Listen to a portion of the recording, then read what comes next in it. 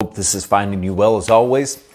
And as we look into the scriptures for a few moments this morning, I want to remind you of a couple of things that I said to you yesterday. Now, as we begin this year, oftentimes throughout the year, I get requests. And as we begin this year, if you have a request, if you have maybe something that you want me to look at as far as the devotions or to speak on, please send those in now, and I would like to get started on those at the beginning of the year. I got a message or two yesterday, and looking forward to giving attention to these things. But if you have something, get that sent in, and we'll get that placed where it needs to go. Well, as always, thank you for joining us, and you're a great encouragement to me, as I always hope and pray that I can be an encouragement to you through the scriptures. And so very quickly this morning,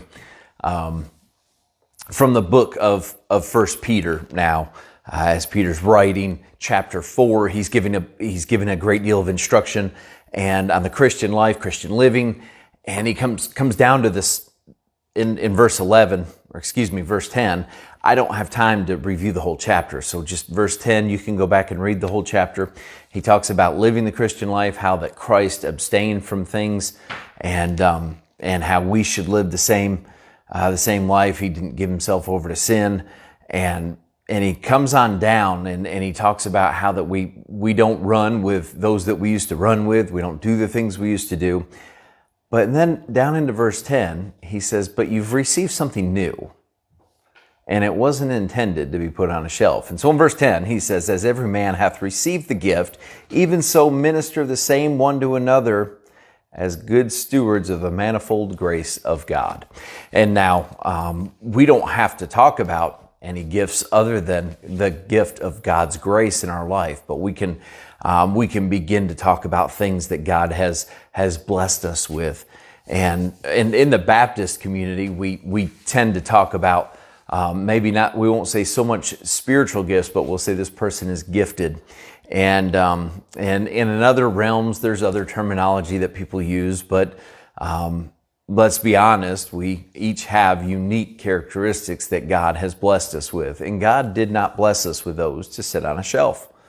He intended for us to use those things. And as I was thinking about this devotion, I thought I'm going to show you all something of my son's. And my son is a bit of a collector. My eldest, he loves to collect things. And he doesn't so much like to use them. He just likes to put them somewhere so that he can admire them.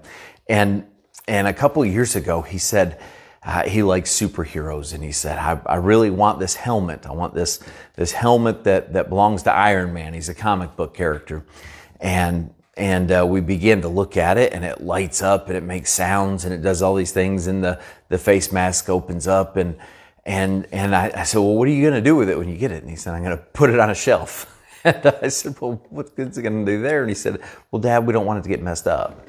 And I'm going to show it to you. So it's this big thing here, and it closes, and the face mask closes, and all that stuff. It makes sounds. Didn't intend for it to do that. But it's this very, very expensive gift that he got. And he never does anything with it. It just sits there on the shelf. And it looks really pretty. Or I guess pretty wouldn't be the word for a manly thing, would it? But it looks very nice. And it looks very interesting and unique. But we don't mess with it. And such is the life of many Christians.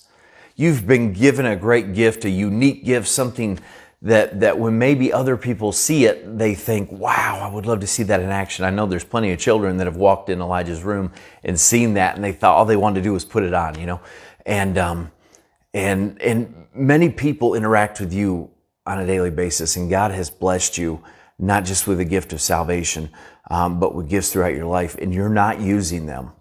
You're not using them for His glory, and you've put them on a shelf as some sort of ornament, and you've put yourself on a shelf as some sort of ornament of grace that everybody is just to observe.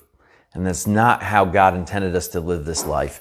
He intended us to live this life intentional, and He intended us as Peter was writing, he says, as every man hath received a gift, even so minister the same to one another as good stewards of the manifold grace of God. He said, if you're going to be a good steward, you're going to have to get out there and use it. We think good stewardship is just with money and saving it and put it in the account, and we relate that to our spiritual lives, and that's just not the truth. Paul declared, he said, I have such a heaviness, such a love, and such a burden, such a passion for my brethren, my kinsmen according to the flesh. He said, basically what he said, I'm going to paraphrase what he said. He said, I would give up my seat, my place in heaven. I would give up my salvation if I could, that they might know you, that they might come to know Christ. He said, this gift that's been given to me, I've been trying to give it away ever since.